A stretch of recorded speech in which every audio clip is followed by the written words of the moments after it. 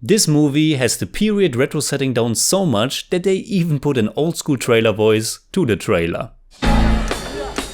Every year at Barton Academy, students, faculty, and staff depart the campus for a 2-week winter break.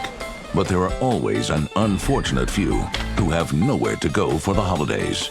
They're known as the holdovers.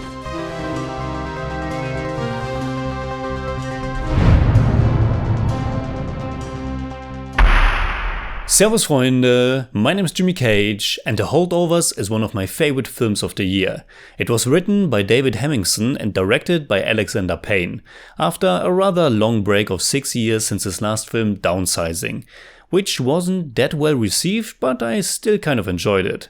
The Holdovers is a period comedy drama.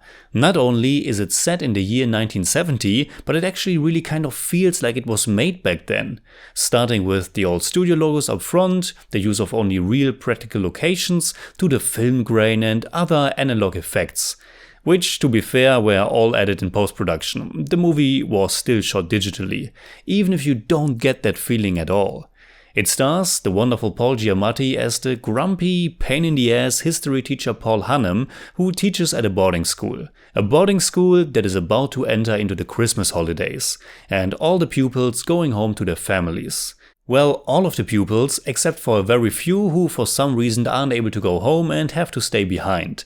And Paul Hannem has to look after them, much to the enjoyment of absolutely nobody.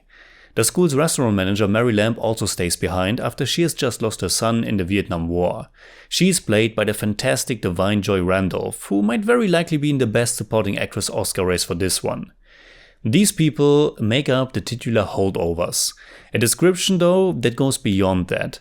Not just referring to the circumstance of staying behind in that particular boarding school, but also referring to being some kind of outsider. Someone whose life has taken a very different turn than you expected, or just someone who doesn't fit in with the rest.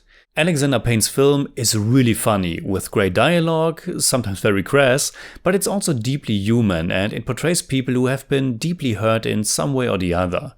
It's about how we shouldn't judge a book by its cover, because everyone has their own burden to carry. In the beginning, the movie comes across a little bit like The Breakfast Club, with these different teenagers who are stuck with each other and their teacher.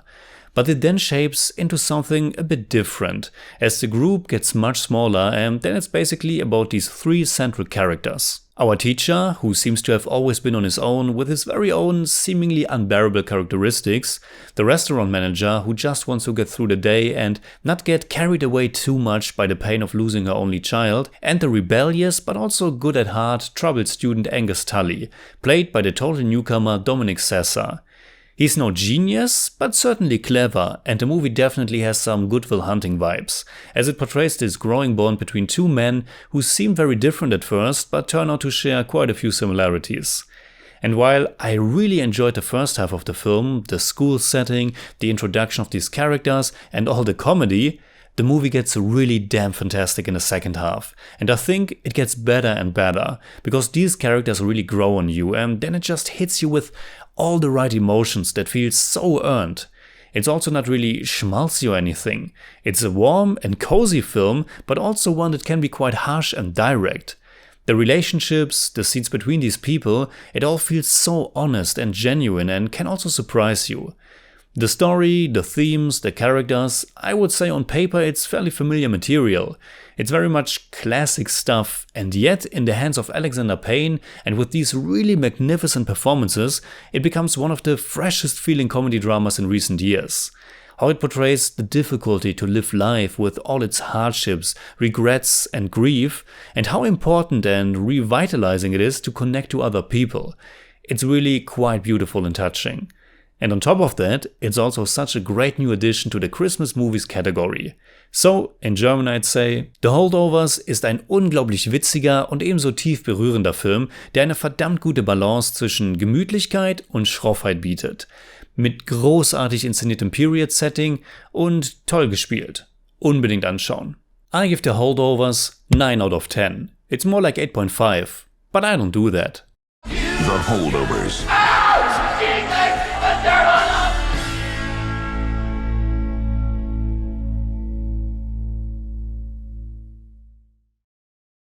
Alright, that's it like always. Comment below and let me know what you think about The Holdovers. You can hit me up on Twitter, Instagram, Letterboxd and also on Patreon, simply at TheJimmyCage. And if you enjoyed this episode, please give me a thumbs up, share, subscribe, whatever you like. And make sure you hit that bell for all I have to tell.